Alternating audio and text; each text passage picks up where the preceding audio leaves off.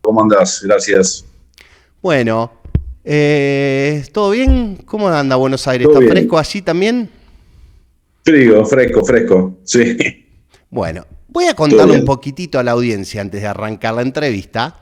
Contarle porque Santilli tiene muchísimos años de política, viene de una familia política, su padre, el León, fue presidente de River en los 80 y en los 90, pero voy a ser rapidillo. Santilli fue, para ser práctico, ministro de Ambiente y Espacio Público en el primer gobierno de Mauricio Macri. Fue diputado de la Nación del 2002 al 2003. Fue senador del 2013 al 2015, perdón. Fue ministro de Justicia y Seguridad de la Ciudad de Buenos Aires del 2018 al 2021. Fue vicejefe de gobierno del 2015 al 2021. Fue nuevamente diputado del 2021 al 2025. Fue ministro del Interior, que es el cargo con el que viene, y ahora va a ser, desde mañana a las 4 de la tarde, jefe de gabinete de ministros de la Nación. Vos pudiste coincidir muchas veces con Diego Santilli. Se lo caracteriza siempre como un tipo de la política muy entrador y muy flexible. Vos lo pudiste ver esto. ¿Qué nos podés contar del dirigente, pero sobre todo de la persona, que es Diego el Colorado Santilli? Mirá, Lisandro, lo que puedo contarte es que básicamente es como vos lo mencionás, es una persona que tiene un largo trayecto político. Sí, he coincidido yo en la legislatura porteña con él durante los 4 años que estuve allí. Diego Santilli, como bien lo mencionás, era vicepresidente de la Casa. Vicepresidente es la mayor autoridad durante ese proceso. La verdad es que él siempre fue una persona muy adepta a encontrar acuerdos durante el proceso de la legislatura porteña. También es una persona, como vos mencionás, que ha militado toda su vida. Él empezó siendo militante muy joven dentro del peronismo.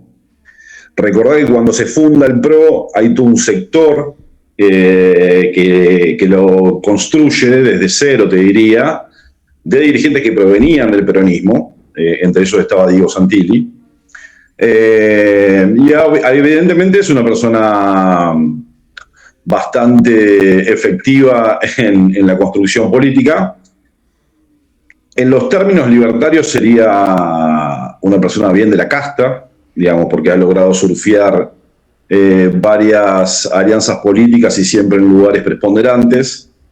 Pero sí, claramente tiene, por lo menos en la etapa que yo le conocí, y es algo que estamos viendo en algunos dirigentes del PRO, que vienen mutando un poco también en sus posiciones políticas, acompañando la gestión actual, una gestión que tiene otra característica de vínculo con la oposición, esta situación actual de denigrar a la oposición de la manera que lo hacen los sectores libertarios no era la historia o el modelo que construía el PRO, pero sí está sucediendo mucho, digamos, ¿no? Esta nueva forma o esta nueva necesidad que tiene ese sector político de no perder electorado en manos de la Libertad Avanza, los hacen radicalizarse en sus posturas. Y veremos qué jefe de gabinete encontramos. Lo menciono porque ha pasado mucho, o pasa en la actualidad, con algunos dirigentes. El caso de, podría decirse, de Montenegro en Mar del Plata, el caso de Jorge Macri en la Ciudad de Buenos Aires, que en la actualidad están teniendo posiciones muy intransigentes, muy radicales, muy extremas. Si uno lo ve bien ahora, incluso en la gestión de la Ciudad de Buenos Aires, Jorge Macri está llevando adelante una política contra los sectores populares muy marcada, con esto del muro en la provincia, ¿no? De identificar o oponerse a la gobernación en la provincia de Buenos Aires, pero en realidad también termina afectando algunos derechos o algunas o la mayoría de los 3 millones de personas que ingresan de la provincia de Buenos Aires a la ciudad todos los días a trabajar, encuentran un poco esa presión, ni hablar de los sectores populares, ¿no? Desalojos administrativos sin orden judicial en muchos inmuebles. de la ciudad de Buenos Aires, represión en las villas y asentamientos de la ciudad, con esto que él denominó tormenta negra. Es una expresión, una forma en la que está actuando el PRO que no había actuado en el pasado, digamos. No es que es una fuerza que emerge ahora y que tiene esa característica, sino que por una mera especulación política están modificando su forma de hacer o de actuar, y esperemos que eso no sea lo que le suceda a este Santilli que hemos encontrado en lo largo de su carrera más componedor. Esta nueva versión de Santilli. Después te voy a hacer algunas preguntas alrededor de qué ves sobre las políticas de vivienda, porque les cuento, Facundo es en su rol dirigente y, si se quiere, como especialista, alguien muy abocado a lo que tiene que ver con vivienda y hábitat, pero quiero hablar un poquitito en ese sentido del personaje. Digo, por ejemplo, pienso yo, un PRO que cuando inició su gestión en la ciudad tenía un tema que era cómo se iba a relacionar con los recolectores urbanos, con los cartoneros, para que nos entienda todo el mundo. El ingeniero Mauricio Macri se presentaba como muy duro alrededor de esto, pero Santilli, como su ministro de Espacio Público, bueno, llevó una negociación, llevó una nueva manera de flexibilizar. Si esto es cierto, ¿cómo lo viste vos? Y si crees que esto va a ser importante su gestión, por ejemplo, en otra orden de negociación, como por ejemplo la reforma electoral como en los gobernadores. ¿Lo ves flexible en eso? ¿Es un tipo en este sentido que le sirva a la Libertad Avanza? Mira, yo creo que si respeta, digamos, su historia política, sí. Por eso vuelvo a hacer ese hincapié en si no va a mutar como están mutando algunos otros dirigentes. Creo que el rol de jefe de gabinete más componedor lo vincula, si se quiere, un poco más a lo que fue la figura de Francos en el pasado, en la administración de Milei. No era la característica principal de Adorni. Vos bien mencionás la negociación que tuvo con los recolectores. También vale aclarar que eso había comenzado antes en la gestión de Aníbal Ibarra, pero que fue un proceso que después ellos terminaron de acordar, que no es lo que está pasando hoy en la ciudad, ¿no? Hoy hay una política muy regresiva en torno a los recicladores por parte de Jorge Macri. La administración del PRO en la ciudad lleva 19 años. La verdad es que más allá de las internas o las diferencias que puedan encontrarse entre Larreta y Jorge Macri, o entre Larreta y el resto del PRO, que hoy está intentando vincularse a la Libertad Avanza de diferentes maneras y con diferentes estrategias, ha sido la misma administración, digamos. Todo ha dependido de la vocación y de la necesidad del ingeniero Mauricio Macri y su coyuntura, básicamente. En eso espero que priorice esta capacidad de diálogo que ha mostrado Santilli en el pasado. Tiene un desafío fuerte, ya lo venía haciendo con los gobernadores en su rol de ministro del Interior, y esperemos que resalte esa figura. Mirá, te nombro una anécdota, si querés. Dale. Nosotros en la legislatura sacamos una ley bastante importante en su momento que tenía que ver con la EXAU 3, ¿no? Que era una problemática de vivienda en la zona del norte, sí, de un corredor importante de la ciudad en el oeste, ¿sí? Exacto. Algo que había quedado de la época de la dictadura, con casas con ocupantes en una situación irregular, y que como se valorizaba mucho el terreno, el PRO lo quería en algún punto tomar para hacerle un mercado inmobiliario. ¿Ustedes negociaron en ese momento? Sí, justamente, lo hago breve, digamos, y tiene que ver un poco con esto que vos mencionabas del trabajo históricamente que venimos haciendo en materia de hábitat.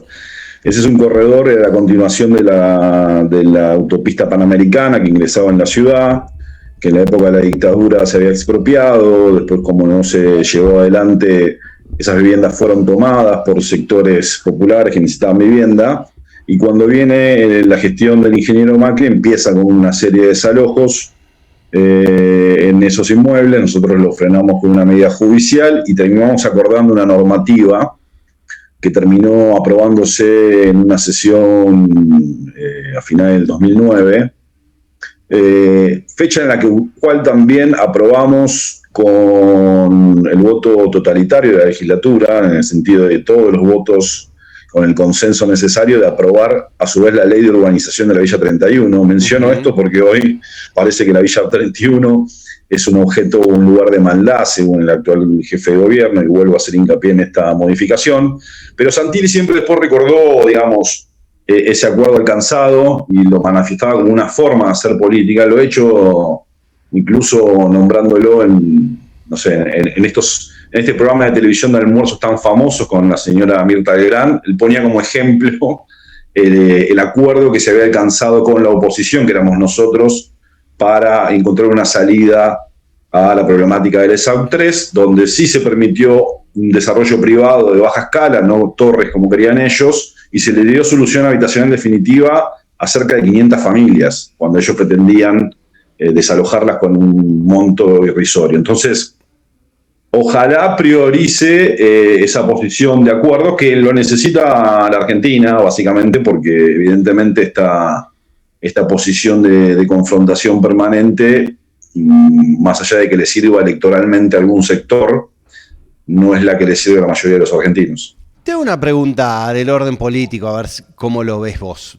Hablábamos de el PRO se fundó a partir de la crisis del 2001, juntó dirigentes que de una forma u otra vienen de muchos años de construcción política en conjunto. A la cabeza Macri, se han ido, han salido. Pero también hay una percepción, una lectura de que es el PRO, Macri, Bullrich, no los pongo a Santilli y a Ritondo en esta lógica, los que le terminen haciendo el 2-1 a Javier Milei para terminar de eyectarlo a Manuel Adorni. ¿Vos crees que para La Libertad Avanza el PRO o los cuadros del PRO, los dirigentes del PRO, lo nutren, o que el PRO se va a seguir sosteniendo en conjunto y le va a terminar en algún punto generando una oposición interna a La Libertad Avanza? No sé si lo ves esto, conociendo un poco la dinámica de los jugadores y los años que tienen en conjunto. No, yo lo que veo que en el territorio todas las que son gestiones del PRO están dando señales de que necesitan una alianza el próximo año electoral con La Libertad Avanza. Okay. Y lo estoy viendo también muy claramente, muy nítidamente en la administración de la Ciudad de Buenos Aires. Digamos, cada una de las iniciativas que La Libertad Avanza propone en el ámbito local en torno a asimilar cuestiones que se promueven a nivel nacional, un superrigi, el cierre de las áreas vinculadas a la problemática social o a la asistencia social, el cierre de las áreas que administran o protegen el derecho a la vivienda, y etcétera. Digo, en este caso de la ciudad del IBC, que ha propuesto La Libertad Avanza cerrar. El jefe de gobierno no lo hace técnicamente, no manda una ley a la legislatura para eliminar el IBC, pero sí lo desfinancia para estar acorde con esas iniciativas o con esos principios políticos de achique del Estado tan virulento que está llevando adelante La Libertad Avanza. Por lo tanto, lo que sí veo es eso, digamos, una necesidad de acordar con La Libertad Avanza que se ve reflejada en las acciones locales que cada uno tiene. No obstante esto, obviamente, no es lo mismo Mauricio Macri que Patricia, digamos, ahí yo veo, digamos, una cosa muy bicéfala. Patricia ya creo que ha tomado autonomía en el accionar y en las decisiones. Ella ha empujado a Manuel Adorni ya desde hace un mes y medio para que saliera de la jefatura de gabinete. De hecho, ha salido públicamente en estas últimas horas a rectificar y a justificar por qué. No creo que esté bajo los designios de la voluntad exclusiva del ingeniero Macri. De hecho, no está hoy dentro del PRO. Claro. Digamos, hay una discusión ahí. Sí. Se fue y se arrastró una gran cantidad de legisladores distritales y nacionales para potenciar la construcción dentro de La Libertad Avanza. Y hay una tensión muy clara y preexistente, y que se va a ver reflejada en la elección del año que viene. Pero sí, yo creo que todo eso necesita, la derecha y la extrema derecha hoy en la Argentina necesitan tener una oferta electoral conjunta para poder enfrentar con más fuerza el peronismo, y eso lo saben tanto La Libertad Avanza como todas las terminales del PRO. Te voy a hacer dos, una la primera más breve y la segunda lo que quiera, Facundo. Estamos hablando con Facundo Di Filippo, legislador porteño, dirigente de la capital, legislador mandato cumplido, hago la aclaración. Uh-huh. Como dirigente de Capital vos has visto mucho de la trayectoria de Patricia Bullrich, bueno, por lo menos de la que temporalmente nos corresponde, ¿no? Digo, porque hay una parte que ni estábamos, éramos muy chicos. No, Yo vengo diciendo acá hace 2 meses que Patricia Bullrich ya se fue de la Libertad de Avance y que está esperando el tiempo para terminar de clarificarlo. ¿Vos percibís lo mismo o te parece que Patricia va a seguir especulando hacia dentro del gobierno en una potencial candidatura que no sea la de la presidencia? Mira, la verdad que también, viste, hace ya aproximadamente el plazo que vos decís, había mucha nota periodística, mucha investigación en torno a las necesidades y a las voluntades que se emanan del Círculo Rojo, más cuando Milei empezó a ir fuerte contra la industria nacional, ¿no? Digamos, los industriales a nivel nacional plantearon claramente que necesitaban una continuidad de las políticas, pero con un personaje diferente, y ahí es donde Patricia empieza a tomar más autonomía. No sé si para el año que viene eso va a terminar con una fractura, lo dudo a esta altura, me parece que todo se encamina para una unificación de todos estos espacios que deambulan en el mismo espectro electoral. Sí, claramente hay que ver qué ella quiere hacer, si ella plantea un esquema donde pueda acompañar en una fórmula presidencial o decide jugar por la jefatura de la Ciudad de Buenos Aires, cosa que la pone en tensión con el propio Jorge Macri y con la voluntad de Mauricio Macri de seguir reteniendo el distrito de la Ciudad de Buenos Aires. Pero me parece que hoy creería que están más por acordar que por romper. Sí, ella es una tiempista, sabe que si puede llegar a haber alguna crisis de la macro, digamos, económica, estructural, va a tener forma de poder diferenciarse de la actual gestión y intentar buscar adhesiones para ser una candidata un poco más centrada, digamos, un poco más contemplativa, con una agenda que no es la que grime hoy de presión tremenda sobre la clase media que está llevando adelante la gestión nacional. Te hago la última alrededor de temas de los que vos tratás, que son vivienda y hábitat, digo que ha sido parte de tu lógica de dirigente político, pero también de tu especialización.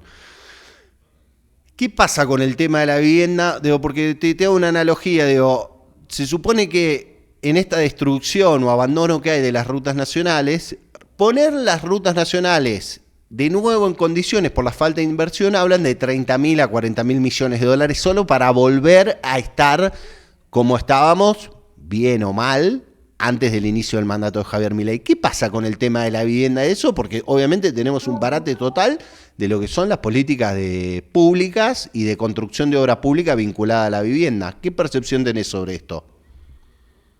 Mirá, lo que ha hecho la gestión nacional es desfinanciarlo, achicar el Estado, echar un montón de trabajadores, cerrar áreas. Hoy te digo, desde que ha llegado Javier Milei con aquel decreto 70 que eliminó la ley de alquileres, que regulaba, que era una ley perfectible, pero que era una ley que establecía un incremento en el mundo de los alquileres. Hoy, al estar liberado, se ha visto que ha duplicado el valor del alquiler de lo que fue la suba de inflación en estos años.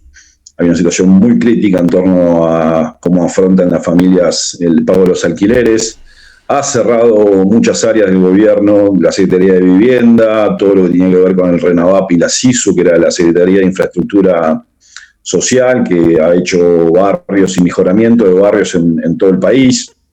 Con esta escalada, ¿no? Con esta campaña también de demonización de las organizaciones que lo han llevado adelante, ya sean las que dependen de Grabois, el movimiento Evita, etcétera.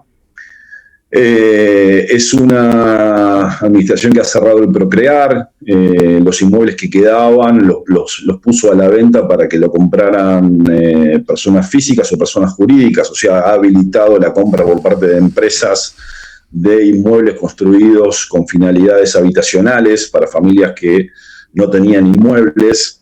Bueno, y la liberación del mercado también de los servicios públicos ha impactado fuertemente en las familias. Hoy la situación, la emergencia habitacional es muy marcada. Hay un crecimiento también de población en situación de calle a raíz, digamos, de esta situación de apremio sobre los ingresos.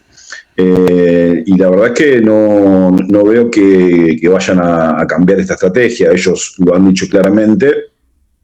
Todo lo resuelve el mercado. Sí vienen prometiendo, digamos, una macro más estabilizada donde se permita bajar la tasa de interés para créditos hipotecarios, pero eso tampoco ha sucedido en la actualidad, digamos, salvo algún crédito hipotecario de la banca pública, donde hubo unos meses el año pasado con el Nación que era beneficioso llevar adelante un endeudamiento para un determinado sector que tiene capacidad de pago de esa cuota. Hoy en la actualidad no se ve eso porque también se ha disparado nuevamente la macro. Entonces, en materia habitacional es una situación muy grave.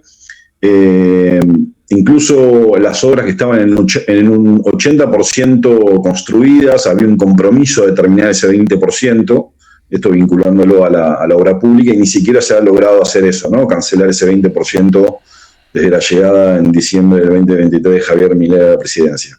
Te hago una muy breve alrededor de esto, muy breve te pido, alrededor de esto que estamos hablando. Ayer estuvimos la semana pasada una diputada provincial acá diciendo, bueno, de obras de la SISU, ellos tienen aquí en la provincia 11 que saben que están en altos niveles de ejecución y le están pidiendo al Ejecutivo que las termine, de obras de la SISU. Si mañana la TABA se da vuelta, para vos, ¿cuál es la prioridad o cuáles podrían ser prioridades en materia habitacional para revertir el déficit? ¿Por dónde irías vos? ¿Qué crees que es importante? No, bueno, la inversión en barrios populares tiene que volver fuertemente, sobre todo. También tener en cuenta que cuando uno finaliza o paraliza una obra en el 80%, también la degrada, ¿no? El correr de los meses y de los años vuelve a ser una obra que va a requerir mucho más financiamiento para terminarla. Pero es una obligación, digamos, no hay que poner en voluntades, digamos. La Constitución Nacional, los tratados internacionales a los cuales ha adherido la Argentina garantizan el derecho al acceso a la vivienda. En la Ciudad de Buenos Aires vos tenés el artículo 31 que establece la organización de los barrios populares. No hay una decisión de si hacerlo o no hacerlo según la voluntad política de la gestión que llega. Entonces, ahí obviamente va a haber que hacer un gran proyecto de inversión en barrios populares. También hay una discusión en torno a esta ley que está promoviendo el Gobierno Nacional en el Senado, que tiene que ver con la propiedad privada, donde también ahí pretendían derogar la protección que tenían los barrios populares por la ley de RENAVAP. Eso se ha podido frenar en principio porque todavía no está aprobado, pero han sacado ese artículo. Por lo tanto, es evidente la avanzada sobre los sectores populares. Entonces, cualquier gestión que venga de otro signo político, esperemos que priorice esta necesidad de solucionar este vacío en obras de infraestructura. No va a ser sencillo porque obviamente vamos a tener una administración con un enorme problema y déficit macroeconómico, pero debe priorizarse, debe pensarse también en una nueva legislación o regulación de los alquileres. Los alquileres han crecido enormemente en la Ciudad de Buenos Aires, llegan a casi el 40%.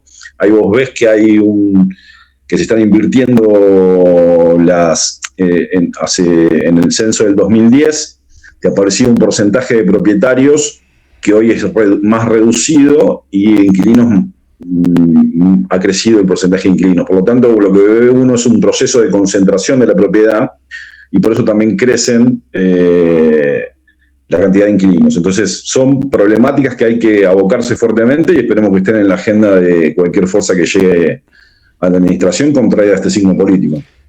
Facundo Di Filippo, ex legislador porteño. Hemos hablado del flamante jefe de gabinete de ministros de la Nación, Diego Santilli. Hemos hablado del PRO y en la mixtura con la Libertad Avanza. Hemos hablado de vivienda y hábitat. Muchísimas gracias por esta comunicación. A vos, Lisandro, un abrazo. Vamos a una pequeña pausa.